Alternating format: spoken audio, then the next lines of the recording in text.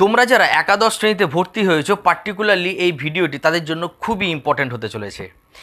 অনেকটা সময় অতিবাহিত হয়ে গেছে, তোমরা একাদশ শ্রেণীর ক্লাস করছো, মাঝখানে গ্রীষ্মের ছুটির জন্য কোথাও সিলেবাসটা সেই অর্থে এগোয়নি। আর এরই মধ্যে উচ্চশিক্ষা পর্ষদ ক্লাস 11-এর প্রথম সেমিস্টারের পরীক্ষার কথা ঘোষণা করলো। আজকের এই ভিডিওতে আলোচনা করব তোমাদের প্রথম সেমিস্টারের পরীক্ষা কবে হবে, এছাড়াও বেশ গুরুত্বপূর্ণ তথ্য এই ভিডিও মারফত তোমরা জানতে পারবে।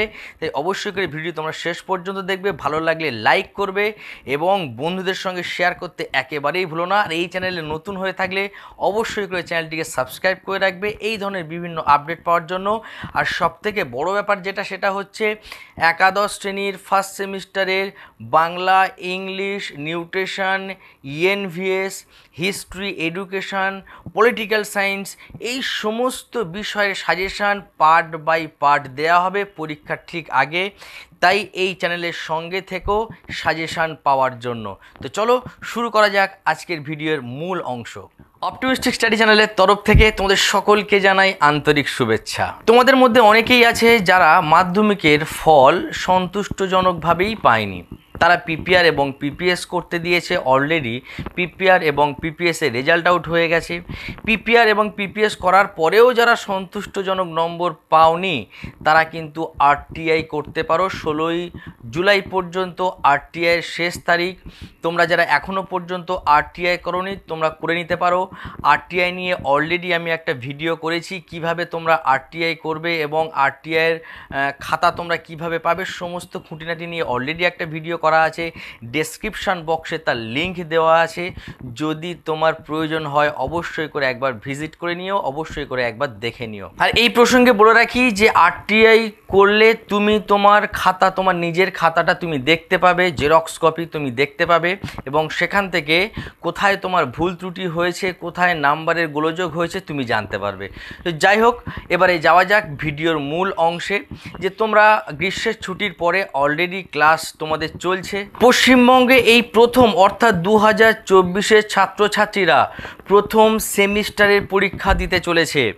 উচ্চশিক্ষা সংসদের নতুন কারিকুলাম সিলেবাসের ওপরে তোমরা পরীক্ষা দেবে।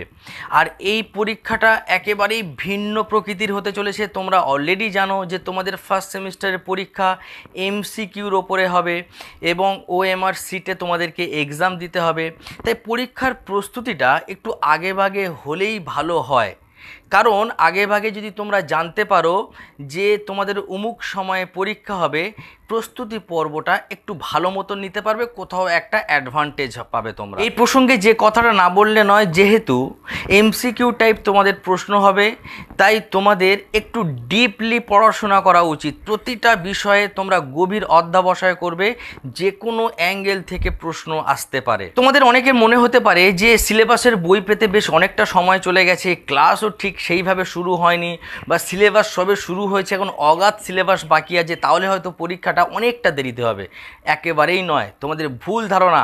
পরীক্ষা কিন্তু উপযুক্ত সময় হবে, তার আগেই তোমাদের সমস্ত সিলেবাস কমপ্লিট করতে হবে। উচ্চশিক্ষা সংসদের অর্থাৎ পর্ষদের ঘোষণা অনুযায়ী তোমাদের ফার্স্ট সেমিস্টার পরীক্ষা হবে সেপ্টেম্বর মাসেই। তোমাদের প্রথম সেমিস্টারের পরীক্ষা শুরু হবে 13/9/2024 থেকে 30/9/2024, অর্থাৎ 13ই সেপ্টেম্বর থেকে পরীক্ষা শুরু হবে।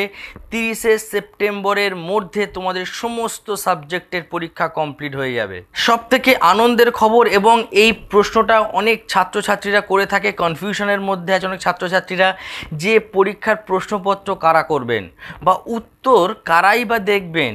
এই প্রসঙ্গে বলি, খুশির খবর এটাই যে প্রশ্নপত্র তৈরি করবেন স্কুলের স্যার ম্যাডামরা, এবং উত্তরপত্র তোমরা যে উত্তর লিখবে সেই উত্তরপত্র দেখবেন স্কুলের স্যার ম্যাডামরা। আর সবথেকে বড় সুখের খবর, আনন্দ খবর যেটা, সেটা হচ্ছে হোম সেন্টার, অর্থাৎ তুমি যেই স্কুলে পড়ো সেই স্কুলে তুমি পরীক্ষা দেবে। হাতে গুনে আর মাত্র 3 মাস সময় রয়েছে। এই 3 মাস সময়ের মধ্যে তোমাকে সমস্ত সিলেবাস কমপ্লিট করতে হবে। তাই তোমরা অবশ্যই করে স্কুলটাকে রেগুলারিটি মেনটেন করবে, অর্থাৎ রোজ স্কুলে যাবে, শিক্ষক মশাইরা কি বলছেন খুব মনোযোগ সহকারে শুনবে এবং সেগুলো নোট আউট করবে। আর পরীক্ষার প্রস্তুতি উপযুক্তভাবে এখনই না নিলে কিন্তু খুব সমস্যার মধ্যে তোমরা পড়তে পারো। যাই হোক, আমি তোমাদের সকলের উজ্জ্বল ভবিষ্যৎ কামনা করি। তোমরা সকলে সুস্থ থেকো এবং ভালো থেকো। Thank you.